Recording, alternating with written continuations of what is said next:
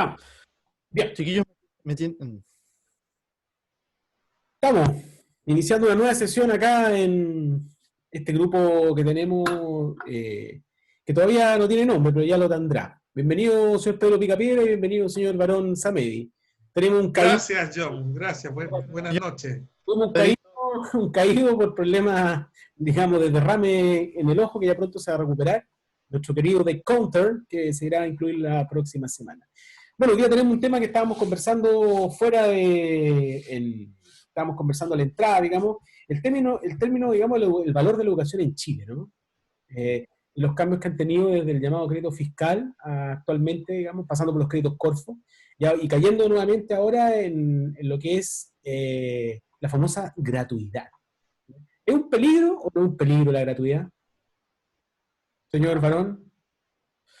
Mira, he tenido la oportunidad de compartir harto con gente de afuera y en general el mundo, digamos, requiere grados de especialización, de manejo de tecnología, de manejo de conocimiento, desde el área de las humanidades, científicas, tecnológicas. Entonces, sí, o sea, la educación se plantea como un debe, ¿cachai? Como un must.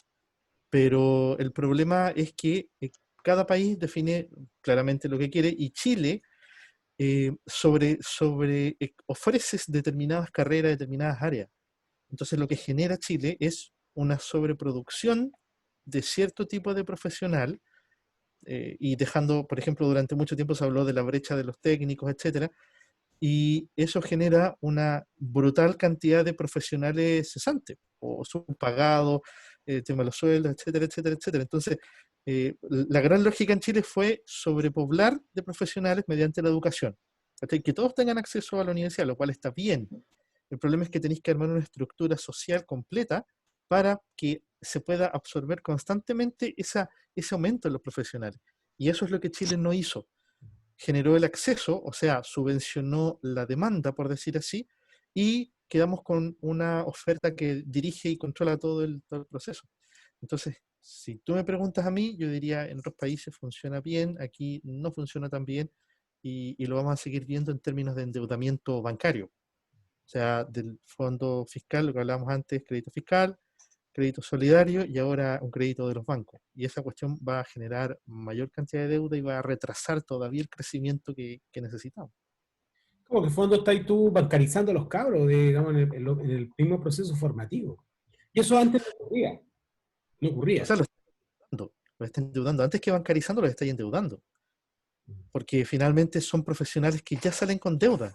Entonces ya tienen una presión, un pie para atrás al salir a buscar trabajo. Ya no se piensa en crear tu propio, no sé, pues ahora que les gusta tanto, yo no soy mucho de la idea del emprendimiento para todos, eso lo voy a tocar de ahí después, pero, pero salen a trabajar, salen al mundo laboral con deuda. Y eso Claro. te pone una desventaja, pero brutal al momento de negociar, de valorar tu propio tiempo, trabajo, etcétera. Es asqueroso. Ah, pero es curioso porque, bueno, yo me he dado cuenta de repente, bueno, tú sales de clase de repente y en los pasillos de ciertas universidades están con bancos y los bancos le están ofreciendo cuentas corrientes a los cabros en tercer año de carreras de todo tipo. Entonces, y eso generarle cuentas corrientes y es habilitarlos al consumo. Entonces, eso antiguamente no ocurría. Antiguamente tú para sacar una cuenta corriente tenías que quitar trabajo, una serie de cosas, pero ahora no. Ahora tienes que acreditar que estás estudiando y que no tienes DICOM y te trae una cuenta corriente con una línea de crédito de 500 lucas y como 4 tarjetas. Entonces, finalmente, igual lo estás bancarizando. Entonces, por un lado tienes la deuda, ¿cierto?, que tienen que pagar, y por otro lado también salen con esta posibilidad de poder acceder. Y esa es otra deuda. Entonces, como asegurarse de alguna manera el consumo y la deuda. Pues, ¿sí? Y finalmente estamos jugando con las deudas los cabros, ¿no? Mira, yo quiero aportar un poco, volviendo a tu pregunta, John, que el tema de la gratuidad. El momento que apareció la gratuidad fue un avance en lo que es, en lo que es por la posibilidad de acceso, ¿cierto? Si bien es cierto, tener la gratuidad implica una serie de requisitos que muchas veces la clase media, que se le llama en este país, que no tiene de tal, pero que tú sabes que la clase media va desde el que gana 700 hasta que el que gana 10 millones.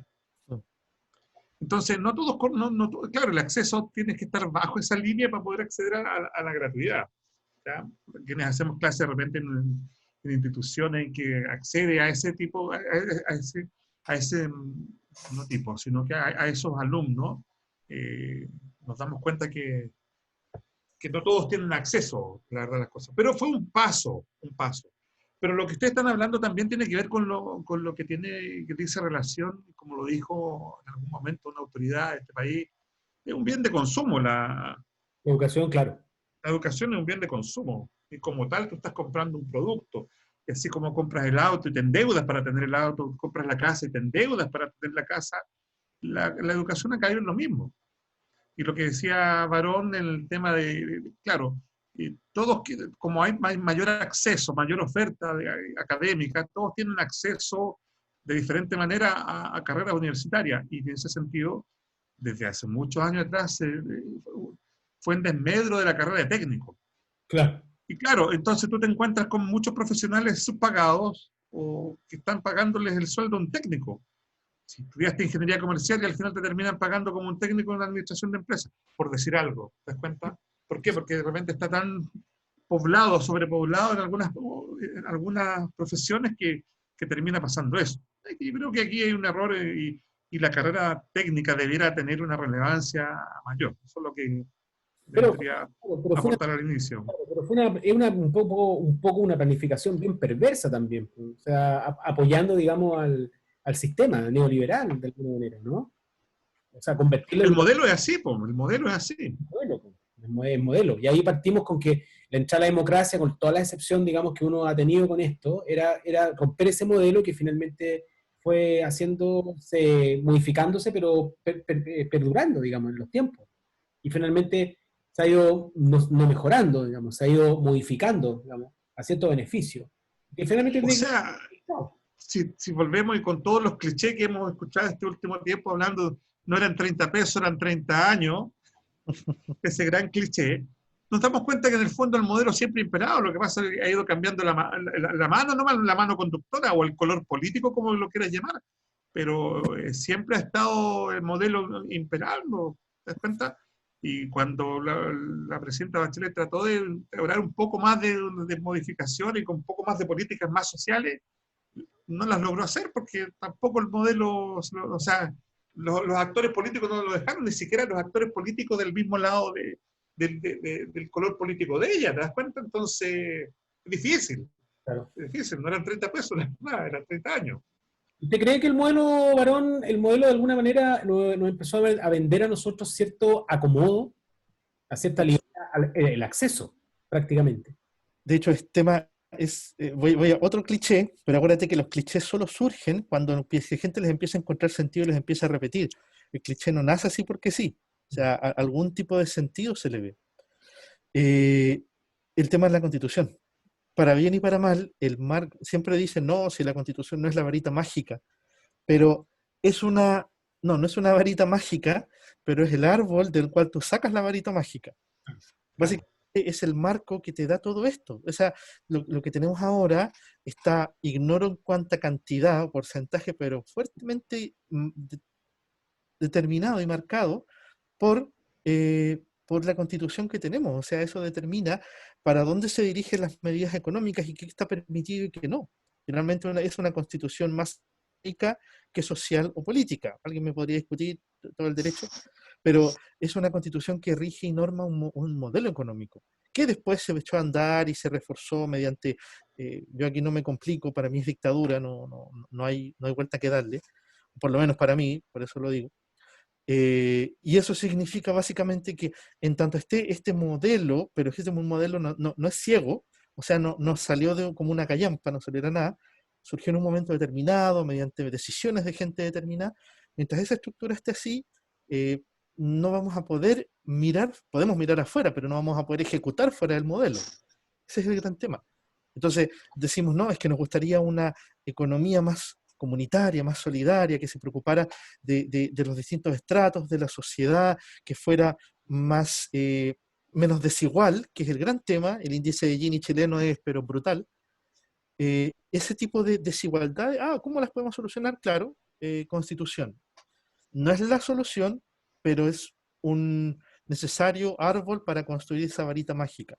Es la Luego de eso, vamos ¿no? a darle lectura. Empuje, el pie empuje, ¿no? Porque en el fondo también creo yo que esta posibilidad también de del acceso a la educación, independiente, digamos, de todo el encalillaje, digamos, que puede sufrir la persona, digamos, por estudiar, eso ha tenido una merma también en la calidad también de la educación. ¿Sí o no, don Pedro Picapiedra?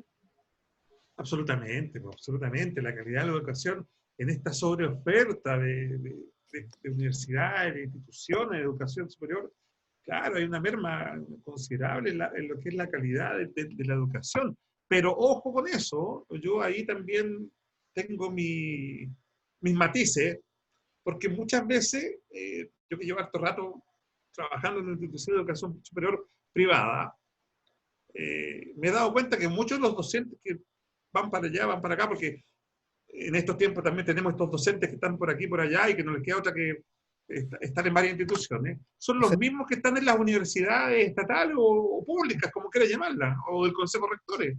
Son los mismos que van a las privadas, son los mismos que van a los institutos. Entonces, eh, yo creo que no tiene que ver con eso, con tanto el docente. ¿Sabes dónde lo veo yo? Y que eso un poco es lo que también, por eso hablamos de que es un país como desigual, ¿cierto? Cuando hablamos de ese otro cliché que la desigualdad que hay, es un poco que tiene que ver con el capital que traen los cabros, el capital cultural de los cabros. ¿Está?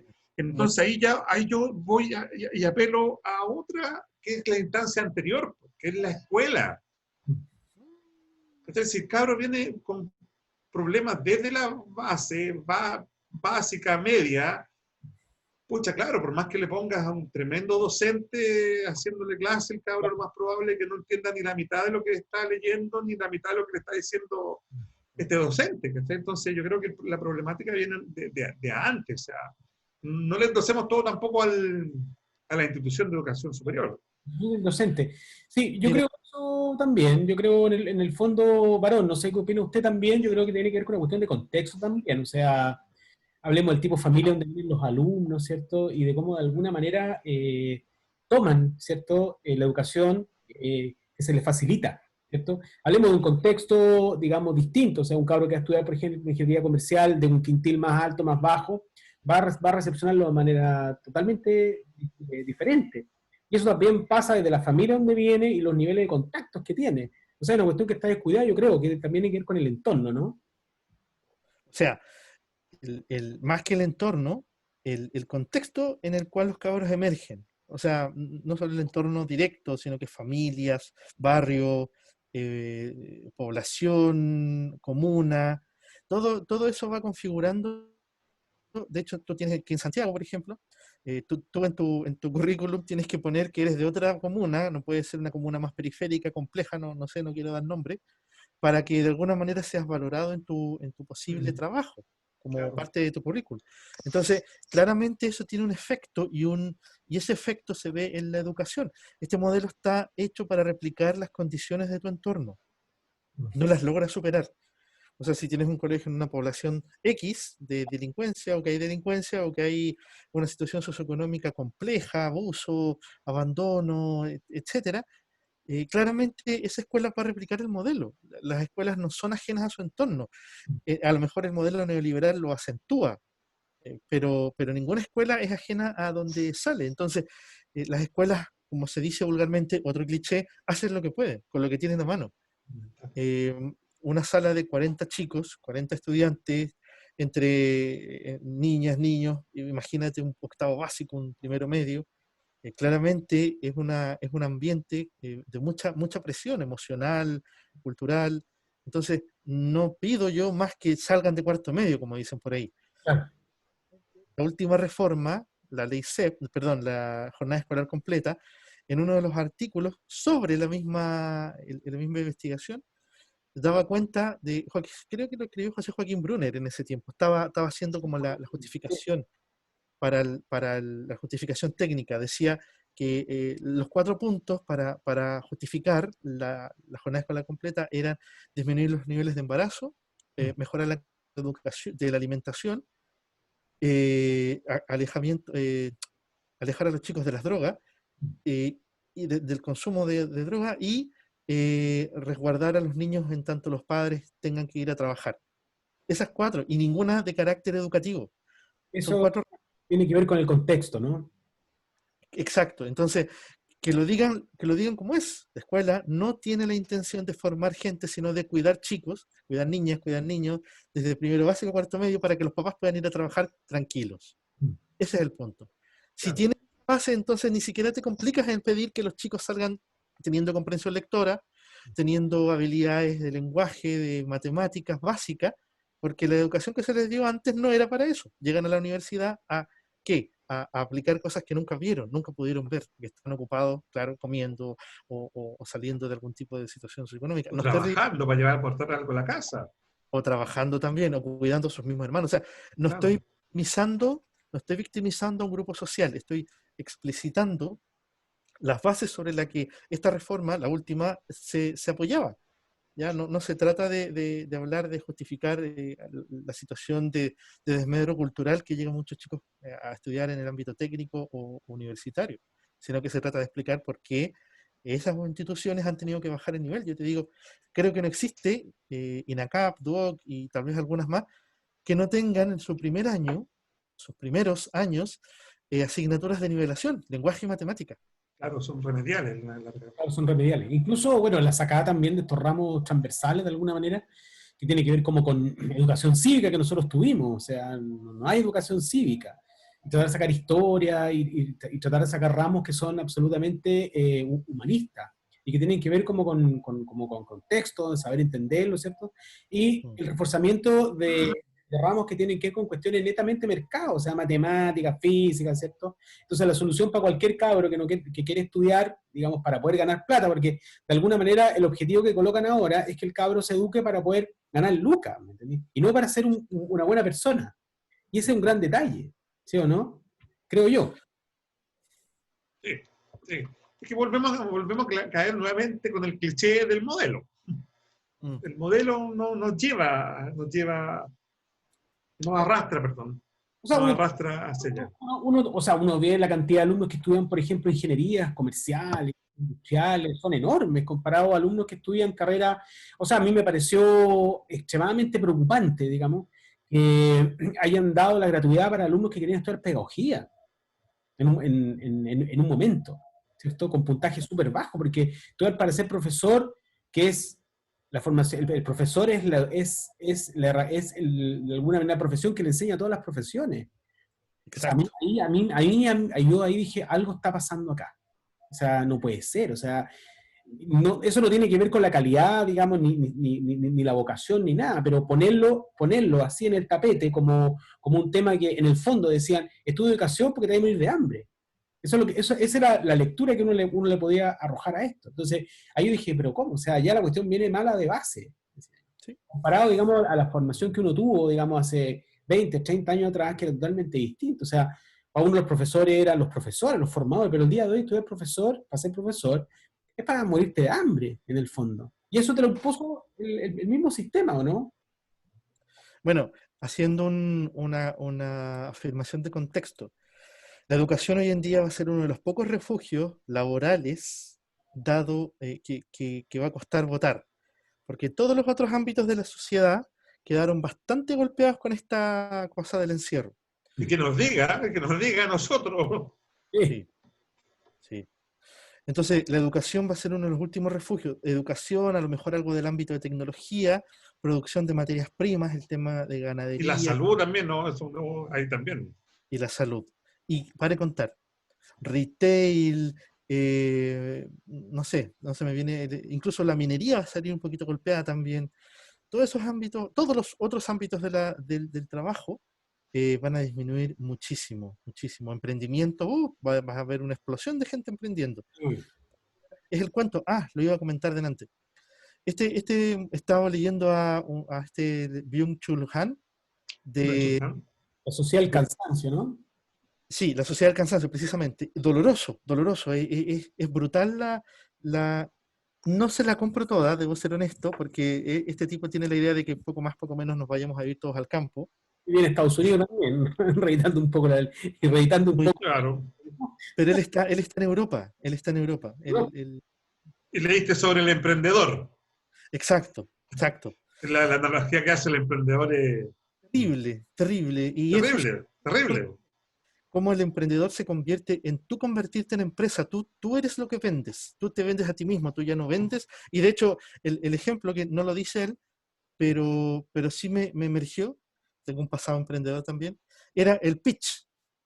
El Claro. pitch de 30 segundos, el pitch de 5 minutos y el pitch de 10 minutos. Entonces tú tenés que tener preparado uno de 30 segundos, por si en el ascensor tú te encuentras con el dueño de una empresa importante, el dueño de un banco. Entonces, en 30 segundos tienes que ser capaz de venderle tu idea y generar la magia del dinero y la inversión. Entonces andáis con un encantamiento en el bolsillo, pues, bueno, tenés que preguntar Claro, si haces es más. producto de un Martin Friedman, po, ¿cachai? Entonces, viene de ahí, po. Si viene de eso, ¿me entendés? Y que tiene Otra que, vez vamos al modelo. claro, pues si es modelo, finalmente es eso. O sea, Martin Friedman dice lo mismo. O sea, tú ves los documentales, los reportajes, el tipo... Ahora entendamos y no nos perdamos en esto. El emprendedor en Chile es un trabajo precarizado, pero completamente. Completamente y bancarizado hasta las masas. Quedó claro que ahora, obviamente en pandemia, pero los que venían del año pasado con la eclosión social, ya empezaron a debilitarse en su emprendimiento y jodieron desde el 18 a marzo, ya venían mal y la pandemia los terminó de matar. Po. Entonces, claro, hablamos del emprendimiento, que es ser un emprendedor, pero es un trabajo totalmente precarizado, precarizado, precarizado. Entonces, complejo. Yo leí un poco sobre ese tema del emprendedor No, y porque nunca lo puedo nombrar bien a este sociólogo. Han, Bium, ¿Dónde lo conocí? no. Desde que me metí, empezamos y nos vinimos a esta cosa remota. Tomé un par de cursos en la Universidad Abierta Recoleta, muy, muy bueno, yo se los recomiendo, hay una temática re interesante, y ahí habrá educación en tiempo de pandemia, leíamos algunos artículos, el enjambre de este sociólogo, pero no, muy bueno, y ese análisis, porque además hace un análisis del yo, la otredad o sea, el análisis del otro, cómo cambió la visión del otro hoy en día. y es doloroso. O sea, cuando lo leí fue como, ay, qué complicado. Y yo estoy metido en esa wea también. Y todos estamos metidos en esa wea. Sí, pero también yo creo que hay que entender un poco qué es lo que significa ser emprendedor, porque habitualmente uno escucha esa palabra, ¿cierto? Y se te viene a la cabeza hacer panes, hacer chocolate, weón, hacer café, weón, y hacer miel, pues, weón. Entonces, claro, esas son digamos, las primeras luces que uno se despierta, digamos, cuando te hablan de emprendimiento. ¿Entendí? Hashtag Mel Gibson, ¿vieron ese? Bueno, Oye, pero si tú te ponías a analizar el caso de la miel, digamos, de Mel Gibson, fue lo mejor este, no, que le han hecho a ella. este otro no lo vio, parece. ¿Quién? Sí. John, ¿Qué pasó? John, No, si no lo vi- vio, si también hizo alusión a Mel Gibson. A Mel Ah, Gibson. Sí. ¿No? ah, Fue lo mejor que le puede haber pasado a ella. Claro, po. Venta. Si lo único que tiene que hacer es sacar el isotipo, digamos, con la imagen de él y modificarle el nombre, porque los abogados están alegando que no puede usar la imagen y tampoco puede ocupar el nombre que se parezca o suene parecido a. ¿Entendés? Entonces, claro, algunas malas lenguas dicen que fue la competencia de ella que le pegó la gritada, digamos, a estos abogados de Estados Unidos, pero es muy curioso porque decir de allá, tipo millonario, ¿me entendí? Qué sé yo, vienen a fijarse en el culo del mundo de alguien que hace una... Claro. Entonces, eso es lo que a mí me llama más la atención, o sea, y para ella es un flaco favor, po. O sea, mira, donde vienen a fijarse en mi miel, hoy día un diario tiró todas las fotos de ella y le hicieron un reportaje, o sea, las ventas le tienen que dar significado porque ya quedó en el inconsciente colectivo esta cuestión. Tú ya no vayas a buscar miel, ahora vayas a buscar, oiga, denme una Mel Gibson y listo. La Mel Gibson, po. Porque le puedes cambiar el logo, si conseguir el puro, le cambié, es la OX Mel Gibson, ya, olvídate, o sea, yo creo que fue digamos, un flaco favor que le hicieron en el fondo, o sea, y- imagínate en el culo del mundo, y a fijarse una señora que hace que le debe vender a los amigas, de hecho el reportaje decía que ella no había que hacer, ¿cierto? Porque tenía profesión y todo, y agarró 5 kilos de miel que tenía, las metió en un pote, unos amigos le ayudaron con el logo, unos publicistas amigos, ingenieros, no sé qué, y imprimió la cuestión y se la pegó y empezó, po. Pero mira, o sea, tiene que haber sacado 10 mieles para venderse, suponte. Y se fijan allá, los grandes, Hollywood, abogados, quizás, no sé, de Harvard, en el culo del mundo. Una señora que vendía, Mel Gibson. o sea, yo Bueno, creo, pero fue trending topic. pero por eso te digo, o sea, ¿qué es lo que significa ella? Si no aprovecha el momento, tiene que pasarse, digamos, de, no sé, pues tenéis que aprovecharlos. Ahí viene alguien que tenga que asumir la responsabilidad de poder guiarla bien en esta cuestión. Claro. Realmente estáis ocupando un fenómeno, ¿cierto? Que es importante. O sea, te pescaron en Estados Unidos en Trending Topic, salís con fotos en el diario, toda la cuestión. Ayer estaban todos hablando de la famosa miel. Mira, Un hashtag, Mel Gibson. y volvemos al modelo de lo que decía Víctor Friedman, la oportunidad. ¿Sabes? Entonces, no es curioso. O sea, a mí me llamó profundamente la atención esa fijación. O sea, me parece a mí extraordinario. Fue lo mejor que le puede haber pasado. Pero mira, yo creo, a veces pienso, después que John Holmes se reía de mí, que me quedé con Sigmund Bauman, como cuántos meses estuve leyendo, pero me leí como 3 libros del viejo. Exacto. Pero yo creo que a la gente, pienso yo, que a nosotros los chilenos en general, a la gente le gusta el modelo. Sí. De una u otra forma, le gusta el modelo. No ¿Te tiene das cómo. cuenta? Claro, es como muy drástico, muy duro el modelo. En algunas cosas quisiéramos que fuera un poquito más blando, más equitativo, pero a la larga, a la gran mayoría, y me incluyo, nos gusta el modelo. Es que Nos una cosa gusta. que tiene tranquilidad. O yo creo que puede ser la otra lectura, o la otra derivada, como dijeron un querido amigo, nos acostumbramos al modelo. Crecimos con el modelo. Entonces también yo creo que es como natural. Puede ser. ¿Te das cuenta? O sea, Por creo ahí, que Que cuando... era cómodo Claro, tú, y te adormecía. ¿ah? Era cómodo y esa comodidad te adormecía. Por la facilidad de acceso. O sea, en un momento todos nos estábamos bancarizados, todos tuvimos tarjeta, y la comodidad de eso, en tu billetera tenías, no sé, 10 tarjetas y una cuenta corriente que podías dar, no sé, y tú tenías esa tranquilidad de decir, no, Oye, sí, pero todo el mundo, unos más, unos menos, quieran, no quieran, yo no lo hago porque le tengo miedo a los aviones, pero todo el mundo viaja, po. Viaja al extranjero, Europa, va a ir de vacaciones para allá, oye, pero sí, sudeste asiático, qué sé yo, te endeudáis hasta la masa y va. pero si estaban, el otro día, hace un tiempo atrás, yo me acuerdo que leí un artículo sobre los chilenos aspiracionales, más o menos entre ejecutivos entre los 30 y los 37, ¿en qué invertían en viaje? En viaje, porque es una cuestión de clase social, en el fondo. Claro. Conoce el mundo, sale para allá, hoy tipo viajado, entonces es una subida aspiracional, el viaje, junto con el auto, las dos cosas, el Oye, viaje y el auto. quería comentar algo. ¿Se escucha? ¿Sí? Sí. Está con algunos problemas aquí en el computador. Eh, Me llegó un documental y casi una recomendación sobre el tema de la dopamina. Voy a tocar ese tema porque no es secundario, no es irrelevante de la dopamina. La dopamina es un neurotransmisor. Voy muy rápidamente, bueno, yo sé que Pedro se maneja en el área, pero es un neurotransmisor que genera el estímulo para la recompensa cuando uno hace determinada tarea. Y tareas generan en nosotros más dopamina, más recompensa y más deseo de hacerla, y es como la cadena, la base de la motivación. Resulta que gran parte de las actividades que uno diría que están asociadas al modelo, desde consumir comida chatarra, redes sociales, recompensas de tipo económico, pero esas son regresivas, es decir, mientras más recompensa económica recibes, menos te motiva cada vez, etcétera, etcétera, etcétera. Empieza a generar una especie de adicción a la dopamina y básicamente la dopamina es la recompensa al aprendizaje. O sea, tú aprendes algo y eventualmente tu cerebro produce dopamina en base a ese aprendizaje. Entonces lo que logra es que tú ejecutes nuevamente esa acción. Es un mecanismo para replicar, para aprender, de supervivencia básicamente. El problema es que muchas de las acciones que, como les decía en un momento, eh, aportan al modelo, al placer que te genera estar en un determinado espacio cultural, un determinado espacio modelo, estas prácticas y este modelo y estas acciones son estimulantes de dopamina. O sea, la comida responde a la necesidad de alimentación, por lo tanto, la comida chatarra es deseable. El tema de las redes sociales, un celular, encuentras novedad, porque cada vez que abres Instagram o abres Facebook, oh, una cosa nueva, y todo lo novedoso es automáticamente generador de dopamina, por eso está la llamada curiosidad del primate, etc.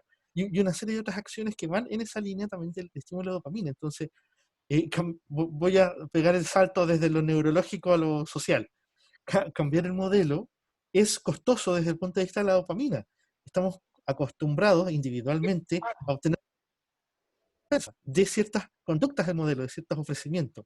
Ahora hay que cambiar eso.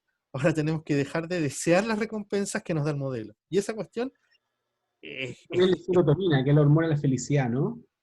claro, claro. Pero recuerde, ojo, que también, como yo había tocado a Bauman anteriormente, él hablaba de la sociedad del deseo. Po. Yo deseo esto y una vez que lo conseguí, como bien dices tú, se activó este neurotransmisor, envió su neurotransmisor y ya, pero pasó, po. Ya lo compré, ya lo tengo, ya tuve este ratito de felicidad y ahora, ¿qué viene? Viene algo más, y algo más, y algo más, y así estoy. ¿Se cuenta? Y eso es una experiencia, como les decía, regresiva. Es decir, cada vez que termino un ciclo, cada vez que obtuve placer de algo, necesito más. Entonces ya no me fumo un tabaco, un cigarrillo, me fumo dos, o después una cajetilla entera, porque una ya no me hace el efecto que necesito para sentirme agradado. Te lo cambio por pana, cocaína, alcohol. Las compras también son adictivas porque vas y obtienes algo nuevo, un zapato nuevo, un libro nuevo. Lo digo por los que somos adictos a comprar libros y no los terminamos leyendo todos. Una adicción. Oye, Sí, pero yo en ese sentido yo creo que esta pandemia algo puede cambiar en eso. sí, Te tiene diste muchos. cuenta que ya no puede estar varios meses sin ir al mall, Sí. Claro, claro. ¿cierto? Sí. Claro, por otro lado a lo mejor te hizo más adicto a las redes sociales, a las pantallas, pero hay otras actividades que a lo mejor ya dejaste de hacer y que te diste cuenta que podías vivir sin hacerlas. De hecho la experiencia de los vínculos humanos, yo creo, para mí ha sido una novedad. No tan novedad, pero darme cuenta cuán deseoso estaba de contacto humano, que el otro día me encontré con una amiga y con un amigo en el supermercado, y lo primero que hice instantáneamente fue ir a abrazarlo, porque fue como, loco, no los veo hace mucho tiempo, y a abrazarlos, pues, y después me acordé, chuta, estamos en pandemia, no tenemos que tocarnos, pero nadie se preocupó de eso en el momento. Hay una necesidad real de humanidad, de cercanía humana. Sí. Yo estaba leyendo, hace poco leí un libro de un psiquiatra forense norteamericano acerca de la criminología. Y uno de los ¿Ya? últimos estudios que estaban trabajando sobre los psicópatas en serie, sobre los instintos psicopáticos, ya empiezan a ¿Ya? investigar ya los cortes cerebrales. Entonces ya empezaron a investigar a los psicópatas como a sacarle escáner cerebral y ver los neurotransmisores y todo. Se dieron cuenta que los tipos estaban cargados de dopamina. Y tenían Oh, muy poca actividad de serotonina. ¿Cachai? Entonces, mira, el tema que se conecta con, digamos, con lo que tú acabas de decir, Varón, esa necesidad de, o sea, matar es como maté y después tengo la necesidad de otro y hacerlo peor, Claro. manteniendo los mismos parámetros, pero peor. Claro, ya están investigando cortes cerebrales, porque ya la cosa ya no ya psicológicamente, claro, tienen algunas cosas, algunos parámetros establecidos, pero finalmente estos perfiles cerebrales arrojaron que, claro, que efectivamente venían con una carga de dopamina tremenda estos tipos, una necesidad de tener que acceder, cerrar, y cada vez iba creciendo. Entonces, sacaron perfiles de un montón de asesinos seriales y psicópatas y todos arrojaban exactamente lo mismo, con neurotransmisores. Entonces, la cosa ya es una cuestión biológica. sí, pero eso no es el Viene, grado de claro, responsabilidad. claro, pero viene aumentada también con un contexto social también. ¿Sí? Mm. De hecho, conversaba también con otras amigas de este tema de ámbar. Voy a ir a eso que tiene que ver con esta perspectiva. Las historias de violencia, de asesinato, de abuso contra la mujer provienen siempre de contextos de más violencia, de algún tipo de violencia, de algún tipo de deprivación social. Nuevamente, no es para justificar, pero se trata de entender lo que la violencia hace a las personas se las terminan haciendo a otras personas. O lo voy a decir de otra manera, lo que la violencia social hace en determinadas personas, esas personas después lo terminan devolviendo a la sociedad en sus individuos. No creo que sea ninguna novedad lo que estoy diciendo, pero entender, por ejemplo, el abuso, la violencia intrafamiliar de esa manera, este tipo no era una persona de vida feliz el que mató a Ámbar.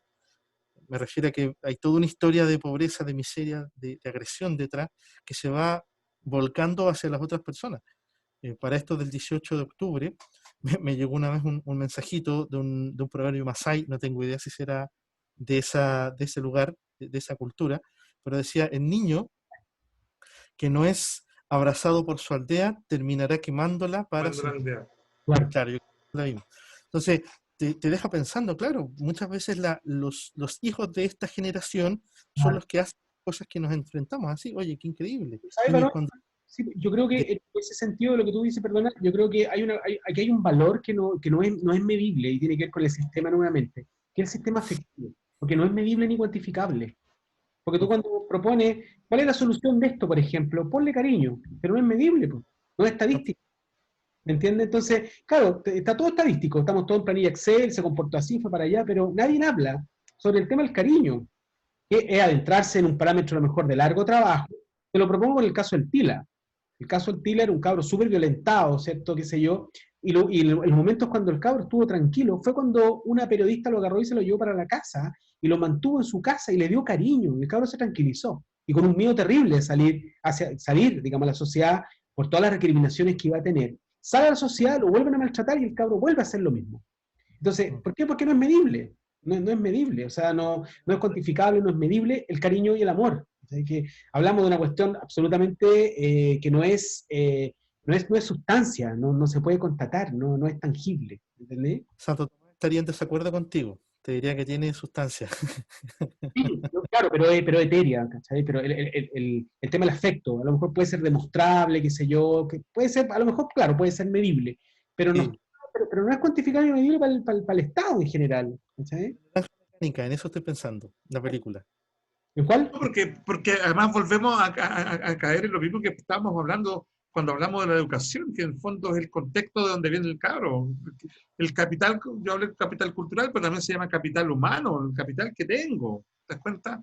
Y si no hay afectividad, no hay afecto, obviamente yo crezco sin esos afectos, ¿te das No cuenta? estamos hablando en términos digitales, seguimos utilizando el lenguaje del modelo.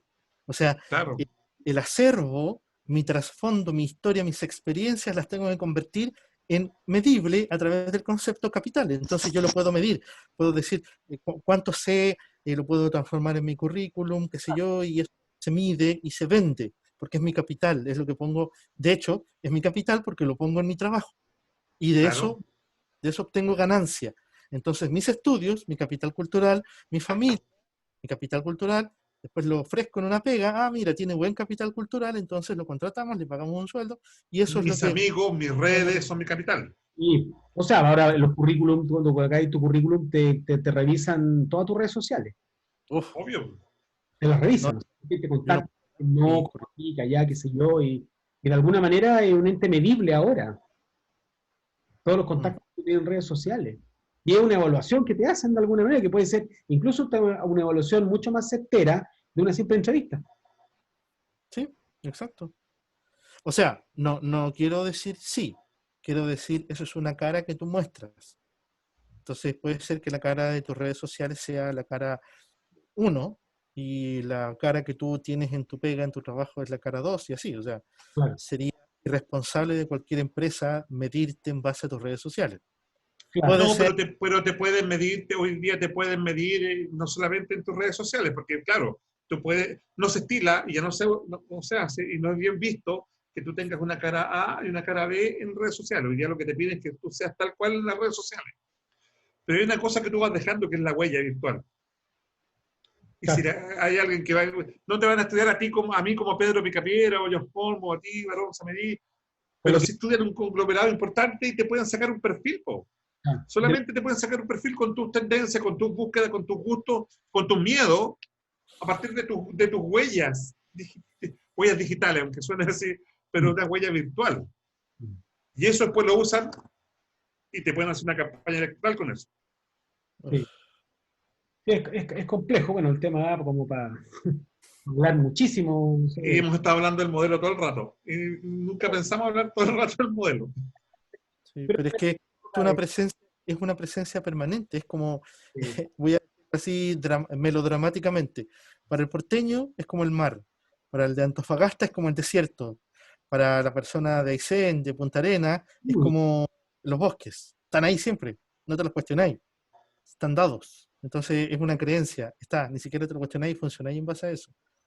Cambiar el lenguaje, hablar de otra manera sobre el modelo y sobre la realidad, esa es una buena pega. Y eso es una pega que uno puede hacer con uno mismo nomás.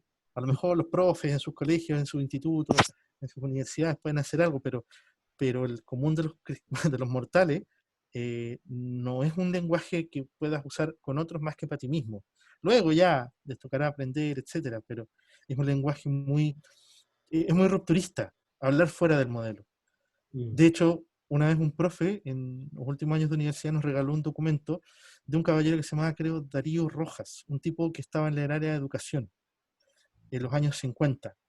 Y él hablaba de educación, con textos científicos dentro de su ámbito, etcétera, de la época, con otro lenguaje. No se hablaba de calidad, no se hablaba de medición, no se hablaba de evaluación, se hablaba de, por ejemplo, deber social, se hablaba de compromiso, se hablaba de valores ciudadanos, de valores humanos, también se hablaba de eso. Entonces, era otra forma de entender, hablar de educación, fuera de las lógicas más de mercado que tenemos hoy en día. Y no estaba mal, ese es el punto. Uno tiende a pensar que el lenguaje que uno utiliza tiene que estar poco más, poco menos que sacralizado.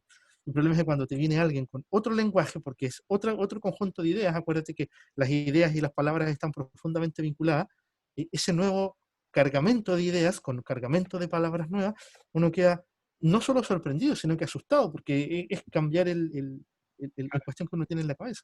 Bueno, tenemos ejemplos, el profesor Escalante, hay varios tipos de profesores, digamos, que lograron educación, digamos, en términos afectivos, en términos sociales, ¿cierto? Enseñándole sectores periféricos. ¿Sí? Entonces, bueno, la educación de alguna manera, yo creo que ahora, bueno, está metida en el sistema, volvemos. Volvemos. Pero, claro, pero de alguna manera ese trabajo, digamos, mismo en la docencia tiene que ver un poco como con, no sé si con romper, digamos, o tomar absoluta conciencia, digamos, donde estamos metidos, ¿me entiendes? Y poder ponerle un granito de arena, hacer algo completamente distinto podría ser, ¿cierto? Y enfocarlo de manera, no sé, yo velo por una cuestión netamente emocional, yo creo que ahí radica a lo mejor un gran cambio, yo creo, dentro de lo que podríamos denominar, porque vivimos cambiando un modelo, vivimos trabajando en torno a mejorar la educación, que los sistemas y todo, pero no llegamos a la cosa embrionaria, ¿entendés? Que tiene que ver como con el estado emocional, ¿cierto?, de ese cabro que llega a estudiar, y el contexto de donde viene. O sea, ¿cómo tú en el colegio le vas a enseñar historia a un cabro, ¿cachai? Tratando de meterle historia, cuando tiene una cantidad de problemas en la casa, pues, con el papá alcohólico, o qué sé yo, a otro cabro que viene a un colegio a lo mejor pagado, qué sé yo, donde no tiene ningún problema, ni siquiera problemas de alimentación, ¿entendí? Entonces hay una institución social que te lo ha instalado de alguna manera el modelo. Pues. Claro. O sea, igual hay luminarias, hay cabros que de repente lo tenían en el colegio con números así, o sea, con un riesgo social tremendo, y sacáis unos cabros, pero con plena conciencia. Ahora, habría que ver cómo estos cabros tienen esa conciencia. ¿Entendés? Es la curva normal. Siempre en la curva vaya a tener casos muy, muy bajos y casos muy altos. Y el gran grupo en el centro acumulado, esa cuestión. Nuestro modelo de sociedad y de educación sigue replicando la curvita normal, muchos acá, muchos de los extremos, un poquito de los extremos, perdón, y todos acumulados en el centro. Pero dos cuestiones antes de seguir. Primero, ahí te das cuenta que la sociedad funciona en base a tendencias, en base a ciclos, no tendencias. Nuestro modelo te hace creer que seguimos tendencias. Vamos aumentando, vamos subiendo. La lógica, la ilusión del eterno progreso. Siempre va el punto de la moneda, decía un filósofo. Y la otra es o sea, perdón, tendencia versus ciclo. Pareciera ser que funciona más como ciclo que como tendencia la historia. Y el otro lado es el tema de revolución o reforma. La permanente discusión revolución o reforma. Eh, las sociedades, al parecer, acumulan una serie de reformas hasta que ya no pueden más y tienen que quebrarse eso y generar una revolución, que estamos acostumbrados a escucharlo siempre asociado a los movimientos comunistas y que Pero, algún tipo de socialismo revolucionario, Y pero, dale. pero en general las revoluciones no tienen que ver con un modelo político solamente, una teoría económica, sino más bien un tema social, que en esa sociedad, esa estructura ya no está funcionando. Entonces, esa sociedad que funciona como dentro de una camisa, tiene que cambiarla. Vuelvo al tema de la Constitución. La gente que le tiene miedo al cambio de la Constitución, básicamente se quiere seguir acomodando en esa camisa que ya no alcanza para esta sociedad. Es Pero, otra sociedad. pero yo creo, Varón, que tienes razón con el tema de la construcción. Y te sigo en el tema de los ciclos y esta ruptura de revolución, no me acuerdo qué otro término usaste, y que lo estamos viviendo, porque esta pandemia dejó de manifiesto todo esto, porque ya veníamos con un problema social, y ahora vino esto de la pandemia que ha develado mucho más este modelo un poco equitativo o desigual, como quieras llamarlo. Y yo creo que estamos en un término de ciclo con esto. Mm. La naturaleza, como digo yo, le digo a los alumnos, es sabia. La naturaleza es sabia. Yo creo que estamos en un término de ciclo en algunos modelos económicos, modelos políticos. A nivel ¿Te das histórico cuenta? tiene un final, o sea, yo creo que son ciclos, como dice el varón, ¿cierto? Y son ciclos y que son absolutamente sociales. Estamos al puerta de terminar uno, ¿cachai? Y partir uno nuevo, ¿entendí? Entonces, claro, esa brecha de las revoluciones, qué sé yo, que decanta una cuestión netamente social. Entonces, estamos al borde de, pero ahora se provoca en este país, y yo creo que a lo mejor eso puede estar causando, digamos, un revuelo a nivel mundial también. O sea, es cosa de ver las noticias, bueno, informarse, digamos, de la mejor manera, porque igual las noticias siempre exageran, qué sé yo. Pero si uno, o sea, en términos de la posmodernidad fue un cambio de siglo súper fuerte, ¿entendés? El chanchar la modernidad, la revolución industrial, el tema, digamos, de esta nueva revolución que tuvimos, que fue el Internet, ¿cierto? Pero eso ya está pasando, o sea, estamos cayendo nuevamente en un ciclo que tiene que ver con una cuestión netamente social. O sea, yo creo que vuelve a pararse el hombre como, digamos, al medio de la sociedad. ¿Sí? O sea, el hombre y también en su conjunto.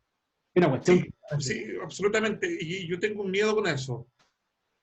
Y por eso yo siempre he hecho la talla y le pongo una connotación triple X, que lo voy a seguir haciendo a la antigua. Pero dentro de lo que es esta revolución y este cambio de ciclo, viene un cambio en la forma de relacionarse con el otro. Es un cambio drástico que me da mucho miedo y mucha lata, porque se viene ya un cambio en las relaciones sociales. ya no nos vemos los rostros ya. Pues. Escríbemela. Quiero escuchar qué piensas tú sobre eso, porque también se me han ocurrido un par de cosas a ese tema. ¿Cómo sientes tú que va a ser esto? ¿Cómo lo siento yo? Sí, ¿cómo sientes tú que va a ser este cambio social? Esta, Se va a perder la cercanía, la cosa de piel, lo que tú decías, o sea, el abrazo, la mano bien apretada, ¿cierto? La mano para conocerte, para distinguirte. Se va a perder el otro se puede convertir hoy día en un agente de contagio, porque esto va a estar un buen rato. Entonces, ¿cómo me voy a relacionar con otros? Porque en esos otros a lo mejor me puedo enfermar, ¿te das cuenta? Eso es el ruido que me hace. El, yo el, el afecto. una visión más optimista. Yo te propongo ¿Ah? una visión mucho más optimista al respecto. Lo he pensado también, porque como te decía, estos amigos que me encontré en el supermercado, cometí un acto impropio social bastante fuerte, porque fui a abrazarlos. Exacto, exacto, qué impropio. Y te sentiste mal cuando eso no te hacía sentir mal, sino que todo lo contrario, abrazar a un amigo, abrazar a una amiga, darle un beso a un amigo, una amiga. Sí, Y hoy día sí, te hizo sentir mal, ¿te das cuenta de lo que te estoy diciendo? no, y estoy totalmente de acuerdo, pero ¿qué me ha generado en el tiempo? ¿Qué me ha generado en el tiempo? Primero, el dar cuenta de la potencia que tienen para mí esos vínculos. Imagínate si yo me puedo dar cuenta, un montón de gente más se puede dar cuenta de que empezamos a decir, oye, puede ser que no pueda hacerlo, pero deseo fuertemente hacerlo. No puedes simplemente cortar internamente una cualidad humana, puedes adormecerla, que de hecho en los chicos hoy en día está súper instalado eso del temor al ser visto, el temor al vínculo humano, chicos de pantalla, digamos, no sé, menos de 20 años, de pantallas, de TikTok, de Instagram, de algún otro tipo de aplicación que se me escapa ahora, en donde todo es a través de la pantalla. Sin embargo, son ellos mismos los que denotan las necesidades más fuertes a nivel emocional, donde no tienen herramientas, donde les falta ese contacto que viene de la experiencia, de la frustración, por ejemplo. Yo creo que esto va a generar una Yo tengo especie... mis dudas y tengo mis matices, porque yo creo que hay gente que todavía que tiene miedo, y tiene miedo de salir. Sí, y eso es cierto, pero no te... Yo asumo lo que tú me dices, yo tengo esa necesidad de abrazar, dar un beso, de dar Sí, un beso erótico, ¿cachai? A una amiga, sí, eh, pero hay gente que tiene miedo. Hay gente que sí, tiene miedo de hacerlo y que no te va a tocar y que no va a querer que tú la abraces, por más que tú tengas, sean súper amigos, pero él o ella tiene miedo de contagiarse porque a lo mejor vive con personas mayores o con personas con enfermedad. Que hay una serie de cosas, ¿cachai? Que la gente dice, ya, yo tengo una necesidad, pero no lo voy a hacer. esa gente que tiene miedo ahora en pandemia era gente que tenía miedo antes de la pandemia.